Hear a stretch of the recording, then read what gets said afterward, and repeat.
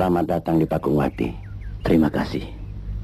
Tapi hamba mohon maaf, karena hamba menghadap tanpa memberi kabar terlebih dahulu. Tidak apa-apa. Pintu kami selalu terbuka lebar-lebar bagi siapa saja yang ingin bersilaturahmi kemari. Apakah Anda seorang musafir? Benar, saya baru tiba dari Mesir. Nama saya Syarif Hidayatullah.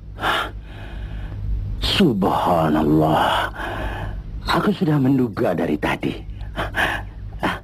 Di masa itu merupakan kewajiban bagi Cirebon harus membayar upeti kepada Pajajaran berupa garam dan terasi. Upetinya dikirim ke Desa Balerante Kecamatan Palimanan, setelah itu dibawa ke Raja Galuh dan diteruskan ke Bogor. Seiring berkembangnya pemberian upeti berupa garam dan terasi dari Cirebon kepada Pajajaran, saat itu Pangeran Cakrabuana melantik Syekh Syarif Hidayatullah, Sunan Gunung Jati, menjadi Raja Cirebon secara sepihak. Setelah melantik Sunan Gunung Jati, Kerajaan Cirebon malah menghentikan pengiriman upeti berupa garam dan terasi yang biasanya dikirim ke Desa Balerante Kecamatan Palimanan Kabupaten Cirebon. Mendengar sikap Kerajaan Cirebon menghentikan upeti, Kerajaan Pajajaran mengirim pasukan ekspedisi khusus pertama ke Cirebon. Pasukan ekspedisi khusus yang pertama itu dipimpin langsung oleh Tumenggung Jagabayan dengan jumlah 40 orang, sebutnya. Ia menceritakan, dalam ekspedisi tersebut, Tumenggung Jagabayan menggelar dialog bersama Pangeran Cakrabuana dan Sunan Gunung Jati untuk memberi penjelasan mengenai penghentian upeti mereka kepada Kerajaan Pajajaran.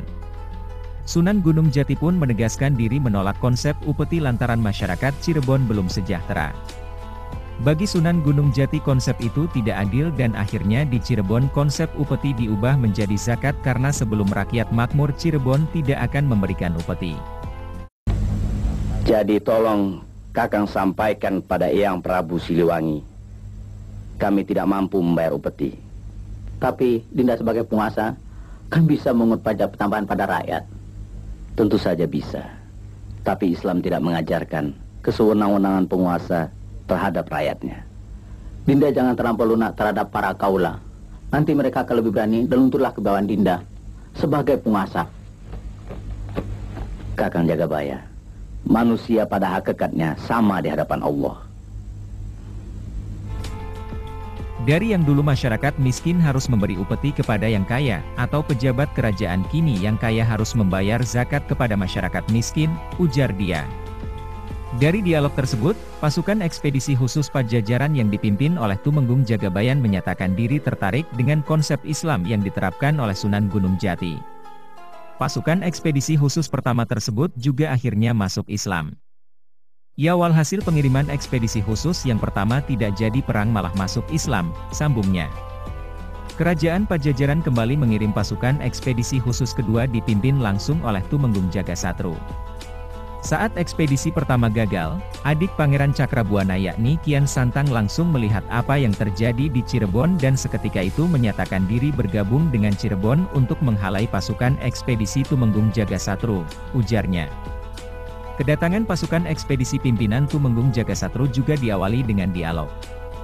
Mendengar penjelasan konsep Islam yang dipaparkan Sunan Gunung Jati, Tumenggung Jagasatru bersama pasukannya pun kembali menyatakan diri masuk Islam. Ekspedisi yang ketiga dikirim lagi dipimpin langsung Tumenggung Lembu Sastra. Ekspedisi ketiga ini akan melakukan serangan fajar. Nah, saat serangan fajar yang dilakukan di Gunung Sembung, pasukan khusus Tumenggung Lembu kaget melihat saat fajar mereka sudah beraktivitas sholat subuh sehingga penyerangan berhasil digagalkan dan Tumenggung Lembu Sastra bersama pasukannya juga masuk Islam.